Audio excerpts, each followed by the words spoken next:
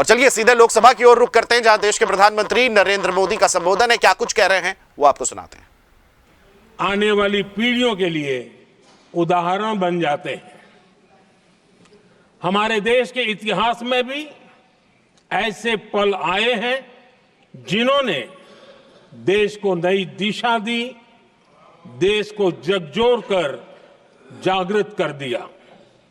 जैसे भक्ति आंदोलन के कालखंड में हमने देखा कैसे देश के कोने कोने में आध्यात्मिक चेतना उभरी। स्वामी विवेकानंद जी ने शिकागो में एक सदी पहले जो भाषण दिया, वो भारत की आध्यात्मिक चेतना का जयघोष था। उसने भारतीयों के आत्मसम्मान को जगा दिया था। हमारी आजादी के आंदोलन में भी अनेक ऐसे पड़ाव आए हैं।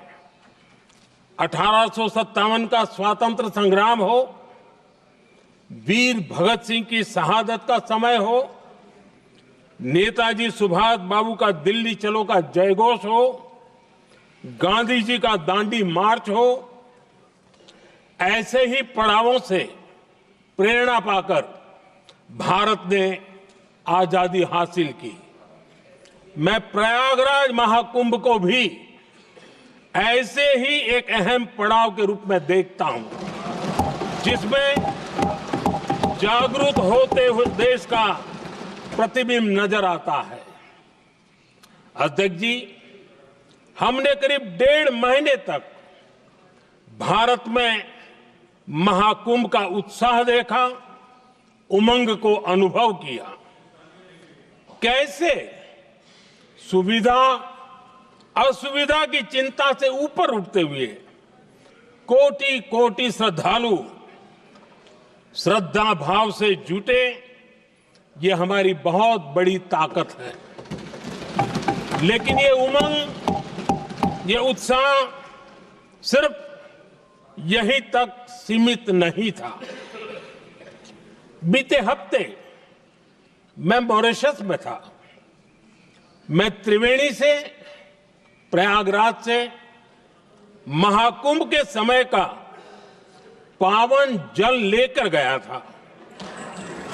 जब उस पवित्र जल को मॉरिशस के गंगा तालाब में अर्पित किया गया, तो वहां जो श्रद्धा का, आस्था का, उत्सव का माहौल था, वो देखते ही बनता था।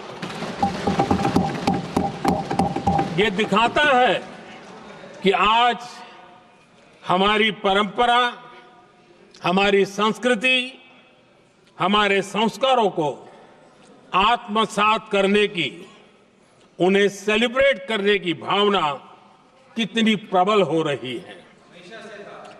अध्यक्ष जी, मैं ये भी देख रहा हूं कि पीढ़ी दर पीढ़ी हमारे संस्कारों के आगे बढ़ने का जो क्रम है, वो भी कितनी सहजता से आगे बढ़ रहा है। आप देखिए, जो हमारी मॉडर्न युवा पीढ़ी है, ये कितने श्रद्धा भाव से महाकुंभ से जुड़े रहे, दूसरे उत्सवों से जुड़े रहे हैं।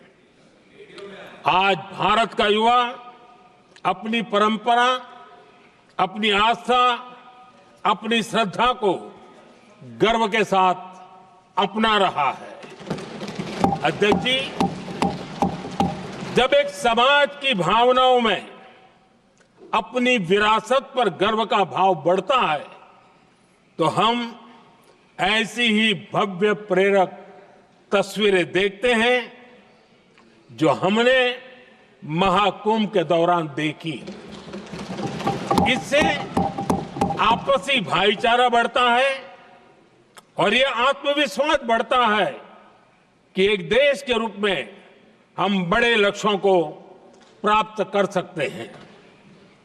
अपनी परंपराओं से, अपनी आस्था से, अपनी विरासत से जुड़ने की ये भावना आज के भारत की बहुत बड़ी पूंजी है।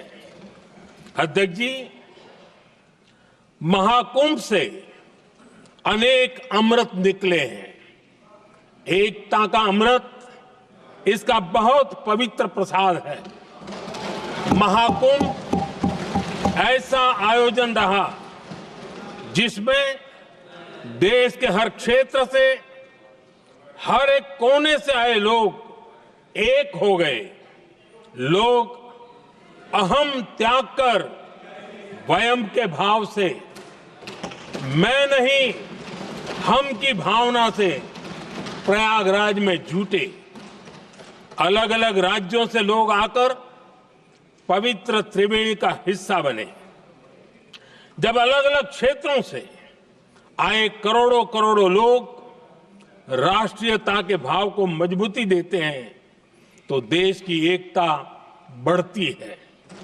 जब अलग अलग भाषा बोलियां बोलने वाले लोग संगम तट पर हर हर गंगे का उद्घोष करते हैं तो एक भारत श्रेष्ठ भारत की झलक दिखती है। एकता की भावना बढ़ती है। महाकुंभ में हमने देखा है कि वहां छोटे बड़े का कोई भेद नहीं था। ये भारत का बहुत बड़ा सामर्थ्य है। ये दिखाता है कि एकता का अद्भुत तत्व हमारे भीतर रचा बसा हुआ है। हमारी एकता का सामर्थ्य इतना है कि वो भेदने के सारे प्रयासों को भी भेद देता है। एकता की यही भावना भारतीयों का बहुत बड़ा सौभाग्य है। आज पूरे विश्व में जो बिखराव की स्थितियां हैं, उस दौर में एकजुटता का ये विराट प्रदर्शन हमारी बहुत बड़ी ताकत है।